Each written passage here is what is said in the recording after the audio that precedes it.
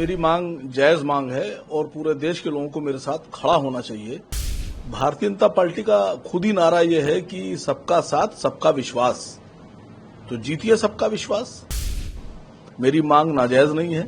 अगर गोश्त प्रतिबंधित हो सकता है धार्मिक तौर पर, तो शराब भी प्रतिबंधित होना चाहिए।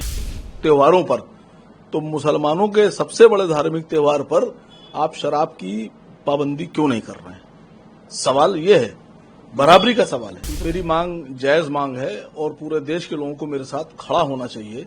अभी सावन के महीने में जो कावड़ यात्रा चल रही थी, उस कावड़ के रूट में कावड़ियों के सम्मान में उत्तर प्रदेश सरकार ने और बाकी लोगों ने गोश्त की दुकानें बंद कराई, होटल्स बंद कराए जो मांसाहारी होटल थे, इवन मुसलमानों की दुकानों तक को बंद कराने की बात आई। इसी देश में महावीर जयंती पर, बौद्ध जयंती पर, गांधी जयंती पर गोश्त की दुकानें बंद करने का सरकारी आदेश होता है। तो मेरी मांग यह है कि ईद मिलादुन नबी पैगंबर इस्लाम मोहम्मद सल्लल्लाहु अलैहि वसल्लम की पैदाइश का दिन है। मुसलमान बहुत खुशी से और जोश से इसको मनाता है।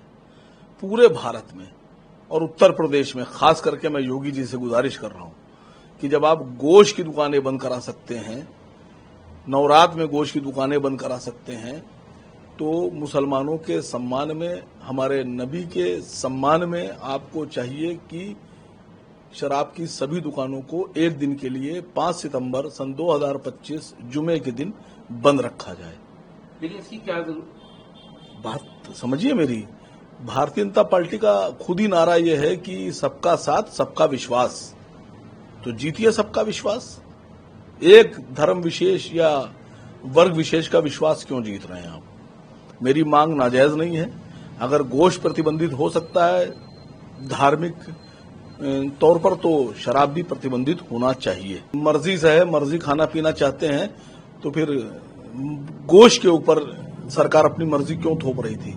अगर आप हमसे उम्मीद करते हैं कि हम मर्जी पे छोड़ दें, तो ये बात आपको मुख्यमंत्री उत्तर प्रदेश से और भारत सरकार से कहना चाहिए कि मर्जी पे छोड़िए। सारी टीका टिप्पणी आप हम पर क्यों कर रहे हैं? आपने कहा कि लोग सराहना करेंगे या इसका विरोध करेंगे। लोगों के लिए लोगों की क्या मर्जी है हम नहीं सोचते हैं। हमारा यह है कि इंसाफ होना चाहिए। अगर आप हिंदू धर्म के सम्मान में गोश्त की दुकानों को बंद करा रहे हैं उनके धार्मिक त्योहारों पर, तो मुसलमानों के सबसे बड़े धार्मिक त्योहार पर आप शराब की पाबंदी क्यों नहीं कर रहे हैं?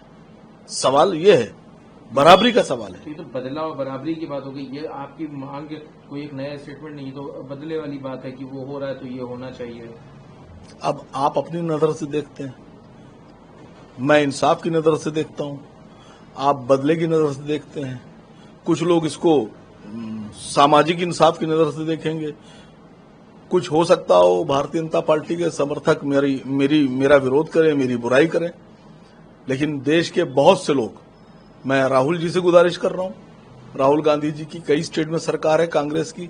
ऐसा थोड़ी ना कि खाली योगी जी से मांग कर रहा हूं। राहुल जी को चाहिए कि सबसे पहले कर्नाटका है, तेलंगाना है, बाकी और स्टेट जहां जहां उनकी सरकार है, वो अपनी स्टेट में 12 अफ़ात के दिन, 12 रबी अव्वल के दिन शराब को प्रतिबंधित घोषित करवाएं। मैं ममता बनर्जी से कह रहा हूं, बंगाल में बहुत जोर शोर से मनाई जाती है 12 अफ़ात, बहुत बड़ा जुलूस निकलता है। ममता जी को चाहिए कि बंगाल में 12 रबी अव्वल के दिन 5 सितंबर को पूरे बंगाल में शराबबंदी लागू करें, शराब की दुकानों को बंद कराया जाए।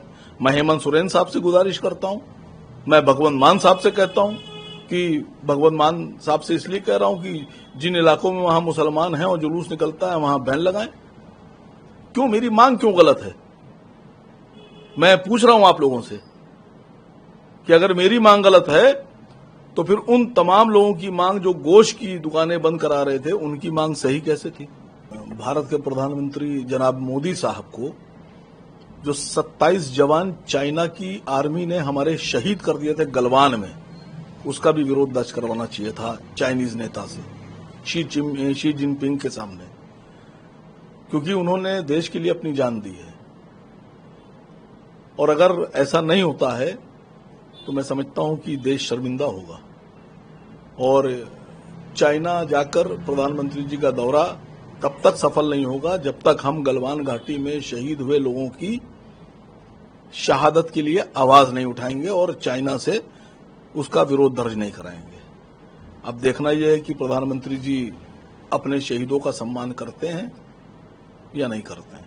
ट्रंप ने जो टैरिफ लगाया है, मैं समझता हूं कि वो एक गैर सियासी काम था उनका। भारत की आबादी है 140 करोड़ और अमेरिका की आबादी है 35 करोड़। तो अगर भारत से कोई चीज अमेरिका जा रही है और अमेरिका से कोई चीज भारत आ रही है, तो इसमें खुद ही लोग देख लेंगे कि कंज्यूमर किसके पास ज्यादा है। प्रधानमंत्री जी से मैं एक बहुत बेबाक गुजारिश कर रहा हूं, एक मांग करता हूं कि किसी भी तरह से अमेरिका या इंग्लैंड या यूरोप से डरने की जरूरत नहीं है। अगर वो आपके ऊपर 50% का टैरिफ लगा रहे हैं तो आप उन पर 500% का लगाइए। ऐसा थोड़ी ना है कि खाली हमारे बिजनेसमैन घाटे में रहेंगे और अमेरिका के बिजनेसमैन फायदे में रहेंगे। ये जो आईफोन बिक रहा है, यह है तो ब्रांड अमेरिका का, इस पे लगाइए। बहुत सी चीजें ऐसी हैं, तो क्यों नहीं लगा रहे हैं आप एक बार लगाइए तो देखिए किसका कितना बड़ा मार्केट है। ये ट्रम्प की बेहुदा हरकत थी और इसका विरोध होना चाहिए।